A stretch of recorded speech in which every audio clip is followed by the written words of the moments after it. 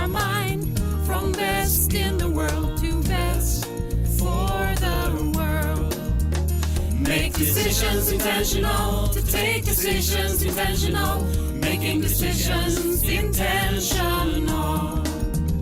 Make decisions intentional, to take decisions intentional, making decisions intentional. It creates a new world to mind a shift, intentionality, perceptuality, conceptuality. We are choosing to shift our mind to best for the world, best for our world. Make decisions intentional, to take decisions intentional, making decisions intentional. Make decisions intentional, to take decisions intentional, making decisions intentional. Hello and welcome to this broadcast, the Best for the World broadcast, and this is the concept called storytelling and telling stories. My name is Stellan Nordahl, and together with me here I have two friends and colleagues, Desiree Pettersson and Carl-Johan Löwenberg. So welcome to all of you, and we're supposed to talk about storytelling and telling stories. So I suggest we check in on what is a story for you. Who wants to go first? Okay, I can start. Well, a story for me is like a description of some event. It could be short, it could be long, and the meaning of the story is like to have a start, a middle, and an end. And it's about a limited event, you can say. But it could be a very long story also. How long? Yeah, you have like the Bible or the tribe of about the Sagan om ringen. And yeah, it could be very long, but not limitless, because it needs to have an end. Okay, who wants to go next? Desiree, do you want to go next? The story for me is something I would like to tell, and someone is telling me something. As you said, long or short, but it's kind of interesting for the right person, the right group. That's story for me. Okay, so I can go next, and I believe that everything we do are stories actually, and our life are stories. We both create them and tell them at the same time. So we create the story, and the story creates us. How can I say, interpretation in terms of a creation. So it's not just a descriptive thing. It's describing something. It's also creating something. But do you think a story is like about us, that we are stories? Aren't we many stories? Yeah, we probably are. So what I'm thinking of is that every story is creating, and when we look back, we call it history. And the interesting thing for me is that who is telling that story? Very often you say, okay, that's the strong leaders, or the ones that won the game or won the war. They are the power. It really seems that that's quite a correct description. But it's not only when in afterwards. It's also as the story is writing itself. So having how to say, being the one writing, or the one composing, or designing that story, also holds the power, both now and then. Do you think so? I mean, if you are the one who's telling the story or composing the story, it's, as I see it, it's about an event. It's about something happening, and the story is like to put words on this, what is happening. And by doing that, you also choose the words. So you could choose words that have different meaning and give it different flavor or color of the story. So I think that the one who tells the story is have the most power about the story. Yeah, definitely. Maybe it's what you meant also. Yeah, definitely. And that also the connotation of that would be that if I'm not able to write my own story, someone else is doing it. Yeah, that's true. That's true. I have to go home and write my own story. Yeah, I believe most people don't really reflect on how powerful that is. It could be your parents writing your story. It could be your teacher, your boss. It could be Your children. Yes, definitely. And it could also be in any relation that you are, if you're not aware of it. I mean, for instance, a relation, work relation, for instance. If you're not in control, more or less, maybe control is not the right word, but in lack of other words right now, I would say if you don't have control over the stories in your organization, you become a victim, and you can't be part of the storytelling. If you're not. If you don't have the power of controlling the story, for instance, if you have relation in that organization there where you are the one that is not in position or in I don't know, but let's say we create a hierarchical structure, and that hierarchical structure also is the decision structure. That means that there is one person in top, and that person controls the whole story. And if you don't comply, you can go elsewhere. So I think one happening can have two stories regarding who telling it. Definitely, Yes. definitely. That's true. That's really true. At least two. At least two. At least two. Yeah. If there isn't a person, is there a story? That's what I'm thinking about. That's interesting. Yeah. It's like, can you tell a story about a mountain or a... Yeah, and can the mountain tell its own story? That's happening right now in New Zealand. Yeah, there is both a mountain and a river, that has gotten their own rights. Yeah. And if you have your own rights, you have the power to control the story. But who gave I them believe the at rights? Yeah. Yeah. On no more terms, of course. But I believe that, as I understood it, it's a legal entity. Yeah. And legal entities very often have very strong power over stories. Even a legal entity is often more legible in creating stories than a physical entity, like for instance, children. They have a physical entity, but they don't really have a fully legal entity up until they're, like in Sweden, 18 years old. Yes. So someone else is controlling their story up until that age. And a physical entity could be anything.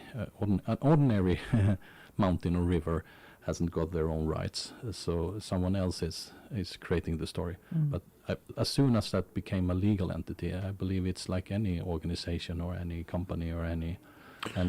But it always needs to be judged by others.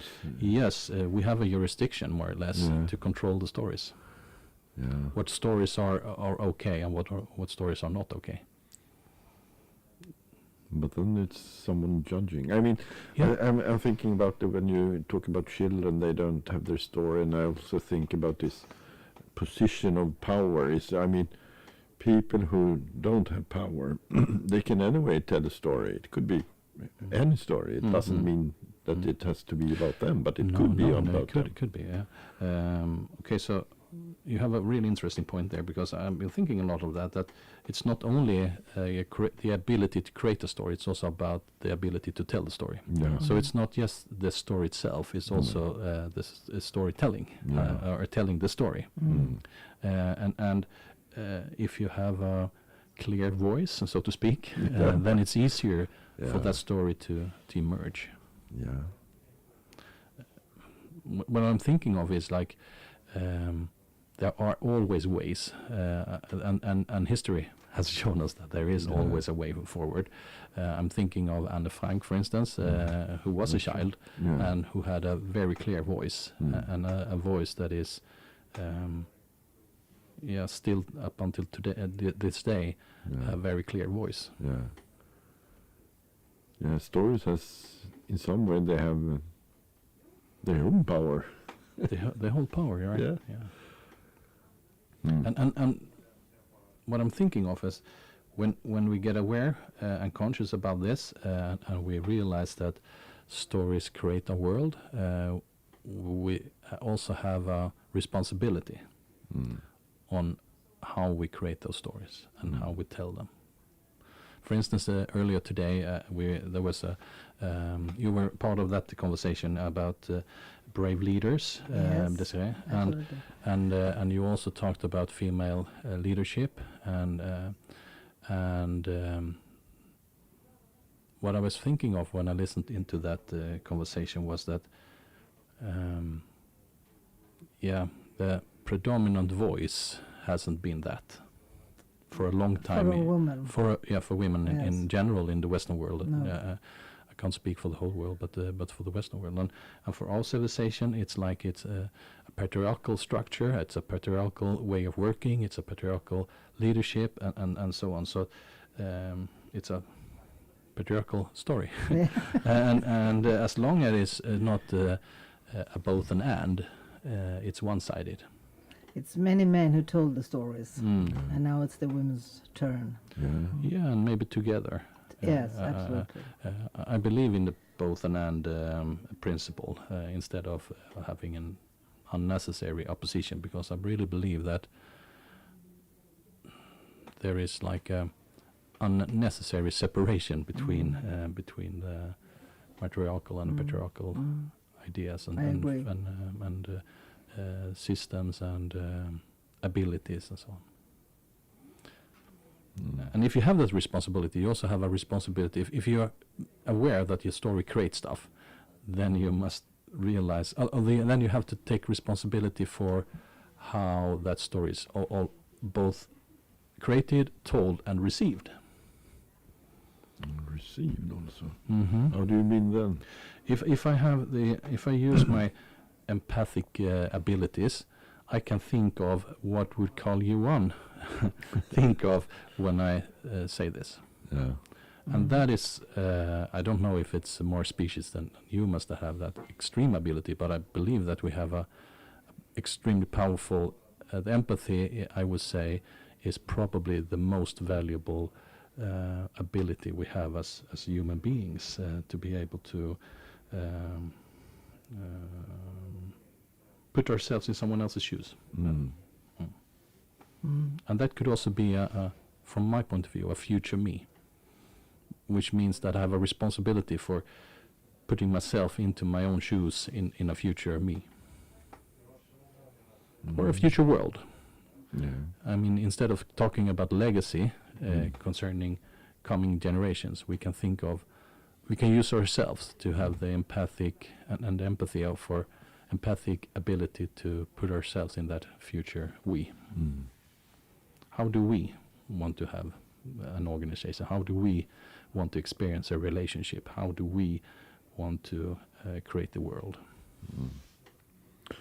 I'm sitting here and thinking a little bit about the story in the world today, because there are a new stories growing and creating, and who has the power of telling this story? And I also think about media, and I think because they have a big responsibility, a huge responsibility. Yeah, when you have a very large voice or a large Yeah. impact. Yeah.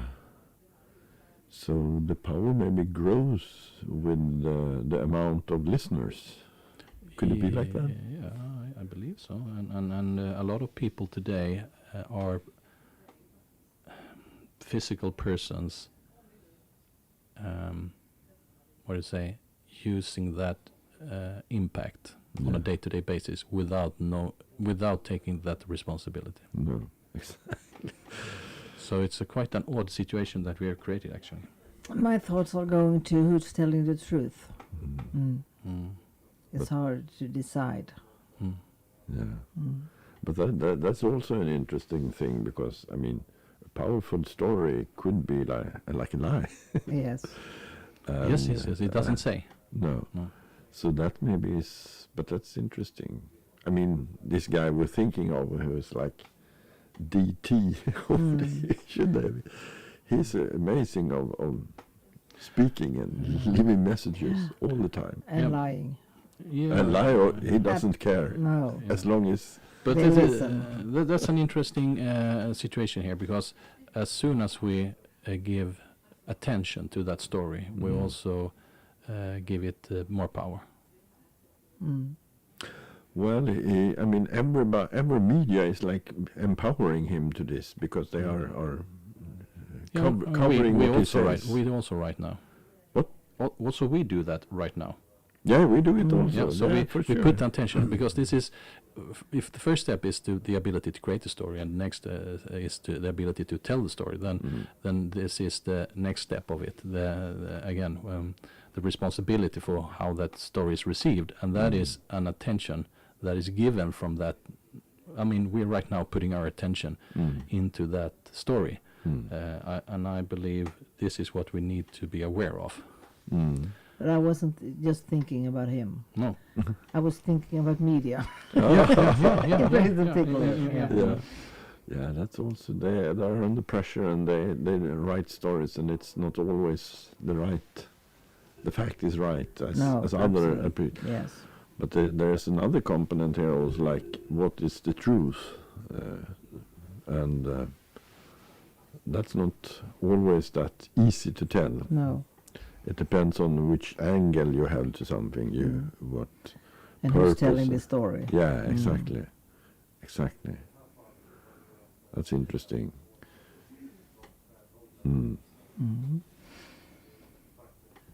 I really love when you're looking upwards, because because it means that there is It's your turn. something going on.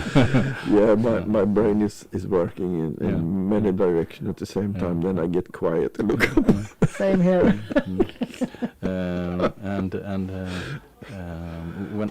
When I'm thinking of here is that when we talk about truth, I believe there is also a dimension here in the story that is about.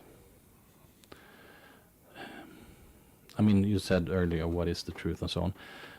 I mean, there are ways of talking about this in terms of maybe values or principles and stuff like that, or philosophy, or whatever it is, a religion, or whatever framework you have for deciding on what is good and bad, or deciding upon what is needed and not, what is reasonable or not, and all those frameworks. What I'm thinking of is that could there be universal principles that all those systems agree upon? Could there be a common ground that most, at least, of those systems check the boxes on? What could there be like a? Could we find such a common Common ground for common ground for the frameworks? Because if you have one framework, probably you have the it's called Desiree's world, and you have one called Kalle's world, and I have one called Stellan's world. On what levels do we all of those apply? Agree, maybe not agree, but comply. Could we find such? I mean, there are definitely principles that could work for most of those systems, and instead of inventing a new system for what is true and not, we could just agree upon those are the common ground, and we could work from that level. Because right now I believe that there are common ground, but we don't see it. We see the opposition. We see the differences. We see the what you say is good and what you say is bad and stuff like that.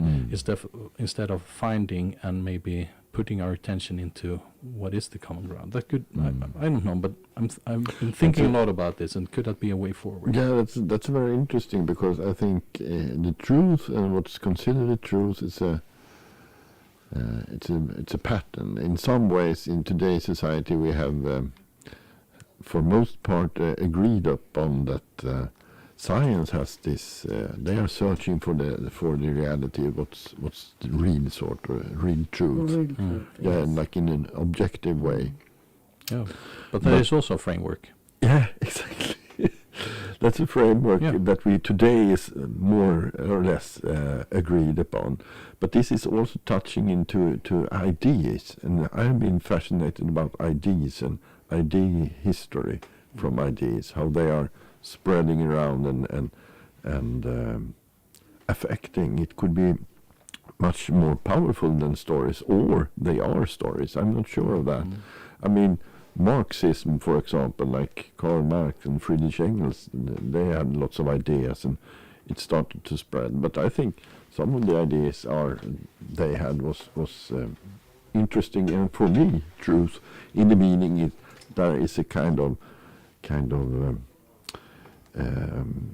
dominating stories, dominating ideas that's like controlling the systems. So the most people agrees on some certain level. This is like how we look at the world, and it's accepted in societies. In different amount of people are like connected to this and believe that this is true. And this is one part that I have been thinking about very much: idea and idea history. And right now we have this growing idea that we are killing ourselves, sustainability. Who came up with that idea? And why? Yeah. That's also an interesting question. Who To scare people. Yeah, it could be. I mean, we don't have to be like looking for a specific reason for it, or a specific person or organization behind it, but we can see that there is that angle of it, or that part of it, that is what may be happening.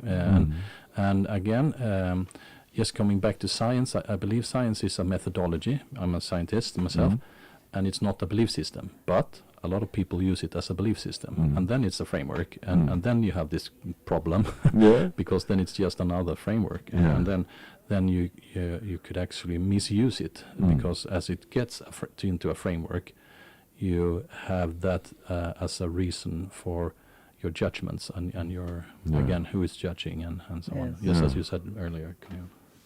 So just to go back to that, and then I'm thinking also of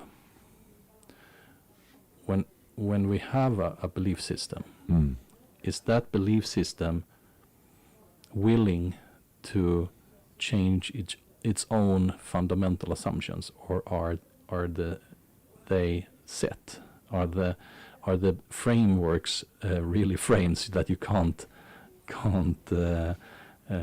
override? For instance, if we look at what has been our belief system during the 20th century, is it something that we should continue with, or should we change? For instance, connected to sustainability. I mean, the word itself, there was a reason for it to evolve or emerge. Going back to early 20th century, you didn't use that word. So there is a word and a description for something, but the system itself, it's still based on the same fundamental assumptions. Competition, for instance. I'm pretty sure. I do believe in the story or system that the world is changing and the climate is changing, and I think we need to change our own set of beliefs and frames for get more sustainable, to change lifestyle, to change which values we are like looking at as valuable. I mean, everybody is driven by consumption. It's like growth is necessary for society in total, and to some degree it is, because these stories about growth as a engine for development is very dominant in the world today. Many groups, but there are more and more people that thinks that growth is maybe not the aim of their lives. They like checking out and doing other things and searching other values, and maybe there always has been people like that. I'm not sure, but I really think that there is like a fundamental problem with the fundamental assumptions we have. And so, for instance, talking about the environment, we have been taught that the environment is something else than us. It's something that we can't. It's not us, and then we need to save the planet. But what happens if we realize that there couldn't be an environment unless there is someone that this environment is surrounding?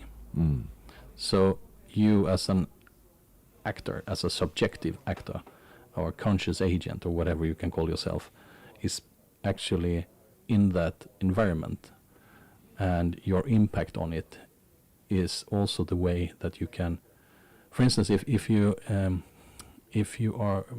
see yourself as a whole person, then you contribute with wholeness.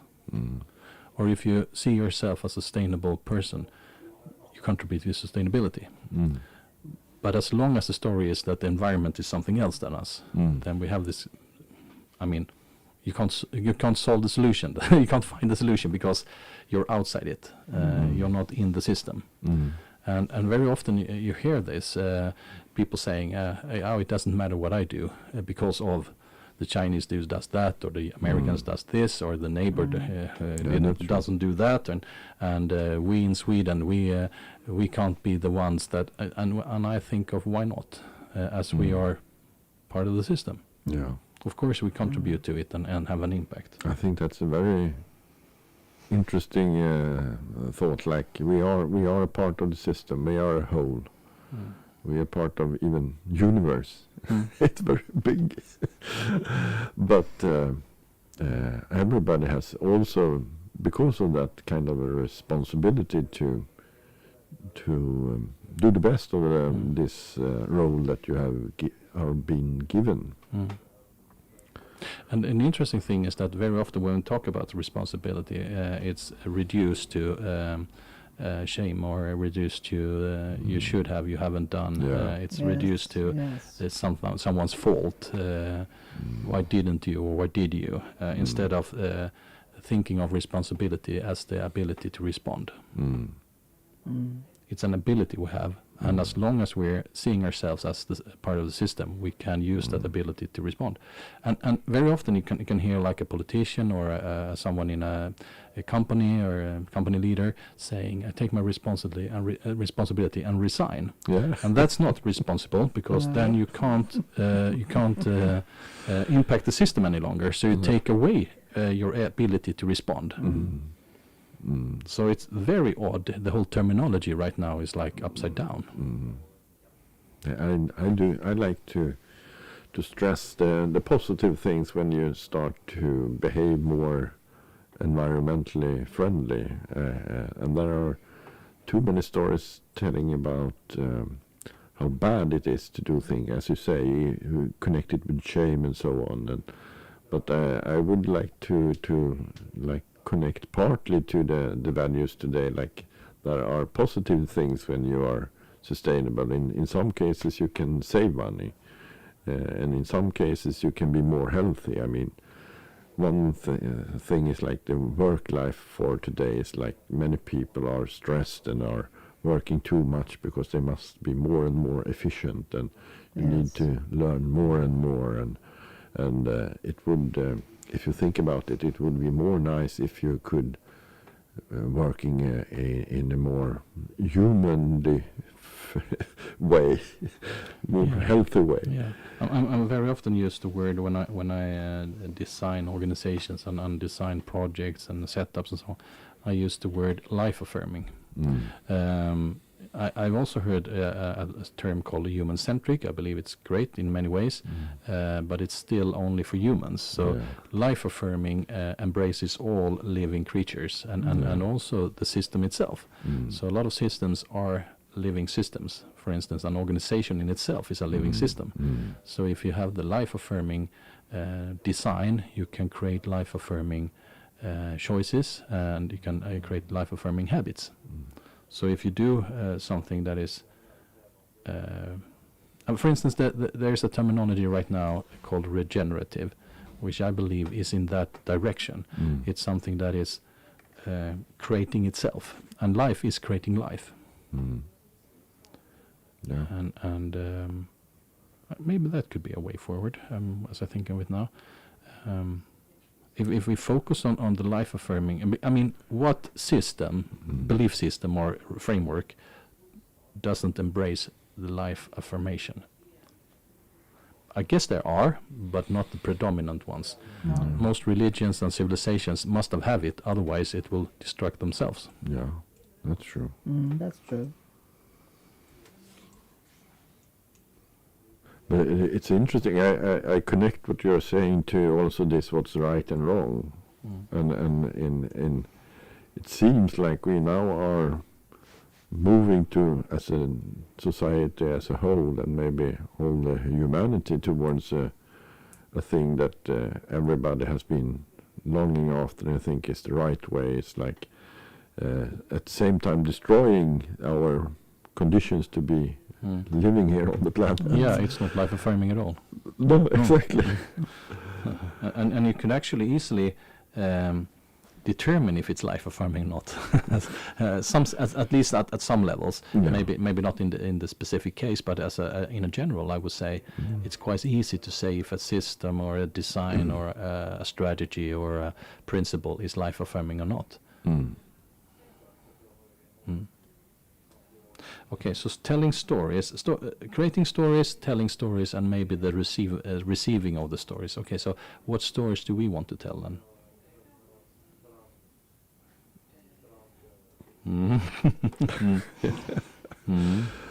Well, I think it's good to tell good stories, like catching people, and stories like more life friendly, like not killing ourselves as we are doing now. Okay, so if you look at the news, then do you find those life affirming stories there? No. Or when you check the social media? No, absolutely. No. So Well, there are some small islands where people try to reach out and be many times it's like alternative, like there are lots of groups like off grid. You're not connected. You are supporting yourself, like more close to nature, as they want to call it. They are growing their own food and so on. So there are people like that on internet, on also. islands, yeah. On islands also. Okay, so when we think of it, instead of saying what someone else should do, what happens then if we see ourselves as part of our environment and decide upon? Yes, this is just a suggestion. What if the three of us decide upon? We tell life-affirming stories. We create life-affirming organizations, strategies. We intervene in a way that is not power dominant. Instead, it's life affirming dominant. What would happen? Are we interested in that? It's just a suggestion. No, I think it's up to us to make it interesting and to make people listen. Right. Yes. Exactly. I And agree. that we are telling the real story. Yeah. A life affirming story, like it's just like, I mean, it would be nice if we could. Yeah, but because we have the ability to respond. Let's say we are responsible persons here. So let's say we just,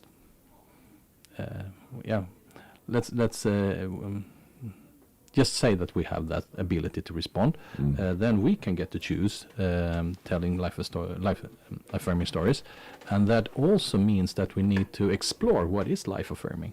So to be able to tell the life-affirming story and to create it, we also need to explore what is life-affirming, what gives life, what embraces life, what enhance life, and what is. So if we would be interested in that, we could take that decision. I mean, what would happen? No. Interesting thought. Are you interested in that, Carl-Johan? Yeah, I think I have always tried to. I mean, a curious guy. I want to know more. But I'm not talking about trying. I'm talking about doing. Yeah, but I mean, I'm doing changes in myself and try to grow myself. Yeah. And I had grown myself also. Yeah. In different Then you ways, didn't try. Then you did. Yeah, that's true. That's true. That's like a more entrepreneurial way of looking at it too, in my language too. But I have started my business and so on. It's also a way to learn more about life and society and everything. And I also meditate to have an inner journey in some ways. Yes. And yeah. So it sounds that you're interested. I'm definitely interested. I believe that's one way I can contribute. Yeah. And so, what do you say? Does it sound okay? Absolutely. How can I say no? Yeah. How can we say yes? Yes, we can say yes. We can say yes. We can say no. Okay. So I have a suggestion then. In a year, we meet in this studio again during the Best for the World broadcast, and we reflect on how we have been creating stories, telling stories, and also about how those stories have been received, Yes. and with the focus on life-affirming stories. Is that okay with everyone? Absolutely. Yeah, that would be interesting. I think. Yeah. Yeah. And we will have the evidence because we record this. Yeah. It's on the internet. It's real. Okay, shall we say let's call it a pod? Yeah, pod. Okay, thank you everyone, and thanks for having this conversation, and thank you also to the ones who are listening in. Yeah. And now we have the evidence, right? Okay. Thank you. Thank you. Yeah, Thank you very much. Thank you very much.